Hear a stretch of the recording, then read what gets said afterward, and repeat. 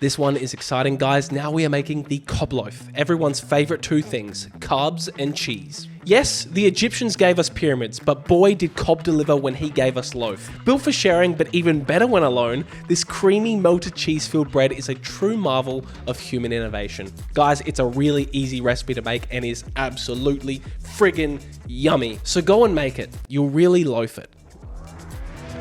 Alright everyone, welcome to the Cob Loaf tutorial. Right now we are starting with some bacon. I probably have more than the recipe calls for, but you can never get enough bacon. You're just chopping this into cubes. Try and make them even size. Grab that, twist a little bit, and then we're just gonna chop, chop, chop, chop, chop. Now on our pan, we'll just get it heating up. Technically guys, bacon doesn't really need olive oil because when it cooks, the fat will come out and juices will come out. But I'm adding olive oil because we're gonna be cooking a few other things. And at the end of the day, this is Cob Loaf. Saving calories on this one is just a futile exercise. So bacon is going to go in. I suggest adding the bacon when the pan is still slightly cool so that it doesn't start spitting everywhere. And it also allows you to have other things happening, like chopping up our green onion. Food safety says that I'm going to wipe my board before I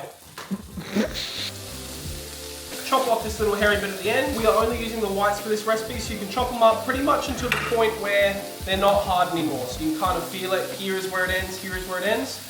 We'll sort of chop to there and we'll use all of this. Keep these, you can use them for a lot of stuff. We're just going to thinly slice. Okay, spring onions and chopped. Bacon is well and truly cooking. So now that that bacon is browned, we're gonna go in with some red onion, stir that through, and let the onions cook down slightly. Now, we could add everything into the pan at the same time, like add the green onions in, but the reason we add them separately is we don't want to dramatically change the temperature of the pan, because when we do that, then it's a warm pan, and a warm pan just sort of stews the food. We want nice, gnarly bits of browning, and we want more flavor to come out, so. Okay, the reason I'm adding these last is because I find that they're slightly softer as an ingredient. And last but not least, some chopped garlic. If you find that the pan is too hot or too dry, this is when your best friend olive oil can be used to lubricate things. Like I said, this is Cob Loaf. Don't try and skip calories, it is what it is. Okay, stir that through.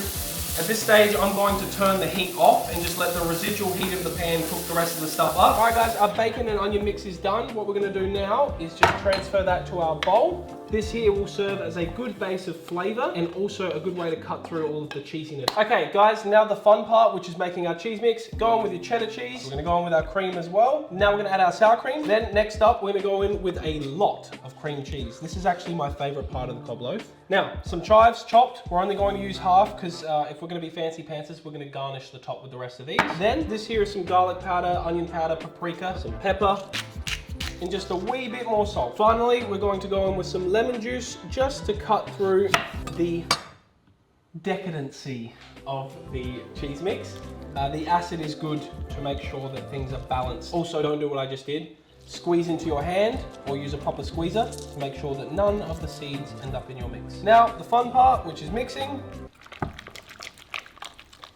So mix that up until everything's nice and combined and there are no clumps of one certain ingredient. Okay, so everything's mixed up and this is the period of time where you can go in and try the mix just for seasoning. I'm happy with how that tastes, so I'm going to fill up our big, giant loaf of bread. Now the step here is very, very simple. We're gonna grab our knife and we're gonna cut the lid out just in a circle shape. Pull that out. Here is our lid. Now, transfer your bread to a baking tray, and then we're going to break this lid up into small pieces and spread that around the tray. These will serve as our little dipping bits that we grab out. Then grab bread from the inside of the Cob Loaf. One secret little hack you can do is grab spare bread from your pantry or buy a second loaf to break up more of these little dipping pieces, because inevitably the ratio, there's more cheese to go around than there is bread. So having more of these little dipping pieces is better. Next step, we're going to pour our Cob Loaf into the bread mix. Cob Loaf oven by itself. Then for the next 10 to 15, 20 minutes, chuck these back on inside of the oven, let them toast up. And it'll be a lot more evenly cooked, because if you put these in the whole time, they'll just burn and this thing will still have cold cheese in the middle. So take these off. Why did I put them back on? Okay, so the Cob Loaf is done. Bread is crusty, cheese is melted. Grabbing my Cob Loaf, pop, and then nicely tittle-tattling my little crouton pieces that don't fit on the plate.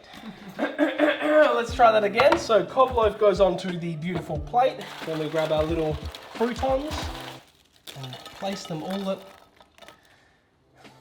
all around Just like this.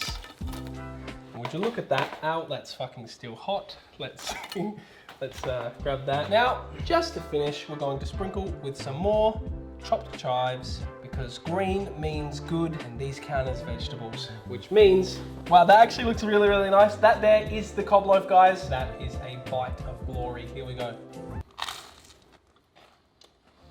That is so good.